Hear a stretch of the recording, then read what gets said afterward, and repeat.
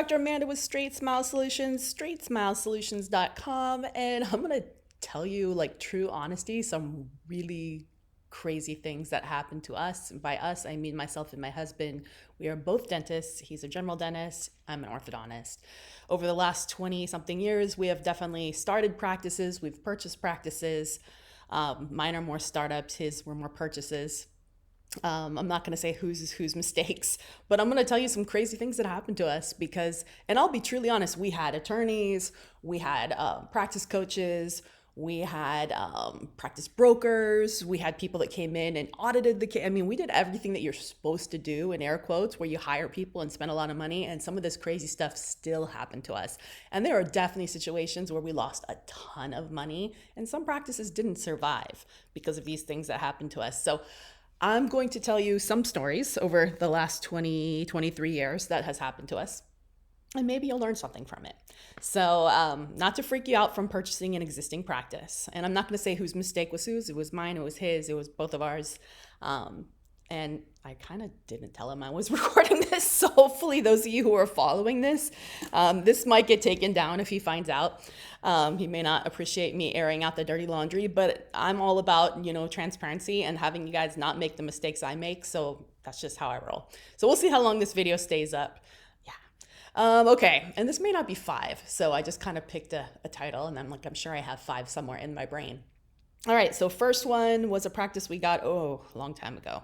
Like I'm talking like before social media, like early 2000s.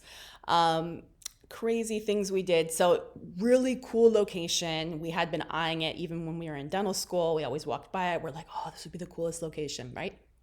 By the way, we've lived in a couple states, but this was in Honolulu, Hawaii. Great location. It was like a dream location. Storefront, which is something that we always wanted. We definitely wanted storefront, hang a shingle type of thing in a busy area, good signage, It was an existing practice. It randomly went up for sale, and it was like the dream location. We're like, oh my goodness, it went up for sale. We got to get it. So this was the mistake. So the guy that was selling it, and I'm going to call him, oh God, I got to give him my name. No, I'm not going to give him my name. All right. We're just going to call him Guy. This should have been a red flag to somebody we hired. I feel like sometimes you hire these people and they get just so excited just to make the sale that they overlook stuff and they don't tell you that something should be a red flag. But it turns out he had 2 practices. His other practice was it was probably 10 miles away, but 10 miles in Honolulu is a fair amount. The other practice was a satellite practice, and he said he was going to stay there. And that he said he was, quote, too busy, and he was selling this one. So I guess that should have been a massive red flag to us that it was only 10 miles. Also, the area that we were in, that we were purchasing, was a little closer to Waikiki, so it was a little bit more the touristy area. And at the time when we purchased it, we felt pretty comfortable because the area that it was in, the strip mall that it was in, had a lot of like really popular restaurants that had been there for ages, like decades, that local people went to. I mean, obviously, if you're in an area that has tourists, you want to make sure that the bodies that are coming in are not just emergencies or tourist emergencies, but are actual regular patients that are going to bread and butter feed your practice, right? So I guess 2 bad things happened. First of all, he lied. He ended up, I guess a lot of patients were going back and forth. And this was before there was so much an audit trail on, e-charting where you could see, which office who went where. There was definitely paper charts. So it was hard to tell like where the charts got moved. So I guess what they did is they took all the good patients to their other office, the regular patients that paid their bills, that came in regularly, routinely every 6 months. And they gave us, when we did the chart on, there was charts, but these were all BS patients. They were either tourist patients, I mean, we could kind of tell by the address, or they were people that lived here and then moved. So they came in, it looked like they came in, but then they had moved, and they never marked in the chart that the patients had moved. Maybe it was in the last 6 months. There's a lot of turnover. So when it came time for us to purchase it and we're contacting them, this person moved, that person moved, like a significant percentage don't even live in the state anymore. So basically purchased nothing.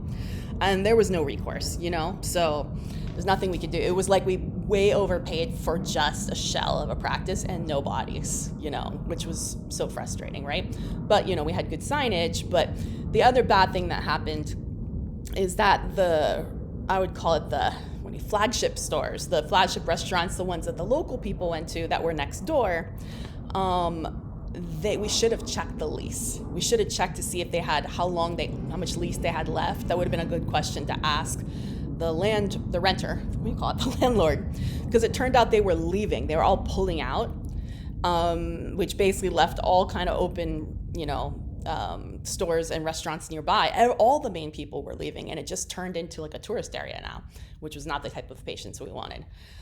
So yeah, that practice was a mess. Bye.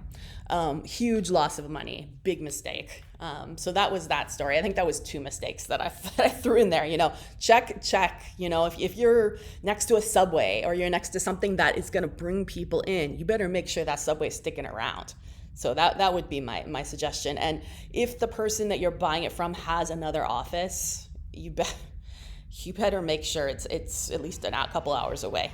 I know that a lot of times that they have non-competes within a radius, but it's hard to enforce. So this guy ended up selling the other practice to somebody else. The other person got all the good patients. We got the crap patients. And then this guy took his money and moved to another state.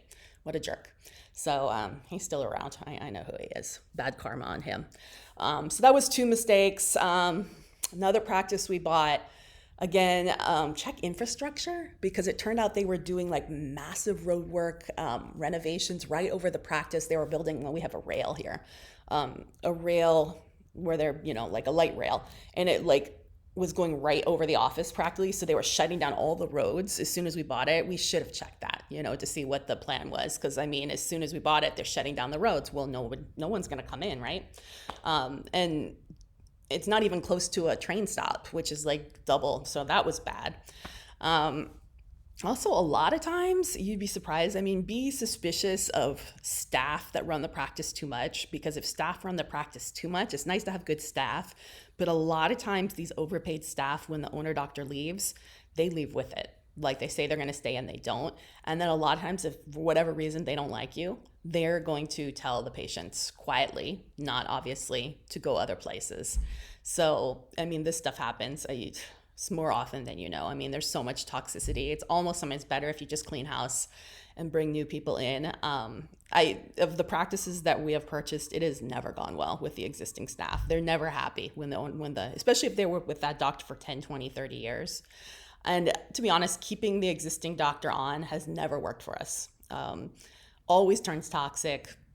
Usually they're just too old school in the way they do things, and they make too many comments, and they say things under their breath to the patients, and they're so nice when you first meet them, but once they sell it, they turn toxic. It's just normal. So like I said, a lot of times it's better just to clean house, and get out, but you got to figure anytime you buy an existing practice, that was 2 more, you're going to lose there's going to be a lot of attrition. Unless there's no place else to go, you're in a tiny town, you're going to lose 20, 30, 40, 50% of your patients. They're going to go someplace else, whether the owner doctor says something negative, the existing staff says something negative, or for whatever reason, it's just an opportunity for them to, hey, I was thinking about going to this other practice anyway, so I'm going to go check it out.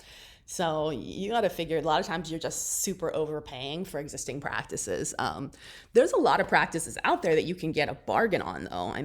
Sometimes just look for the bargain bottom basement ones, that they have had trouble selling, and at least you're getting an awesome deal, and you're not losing. The ones that are too awesome, they look too shiny and new, they probably are going to be toxic. So actually, that was 4, and I have a 5th one. So 5th one is, if you're moving back home to your hometown where you have a lot of family, never assume that your family is going to go to you. Don't make that mistake.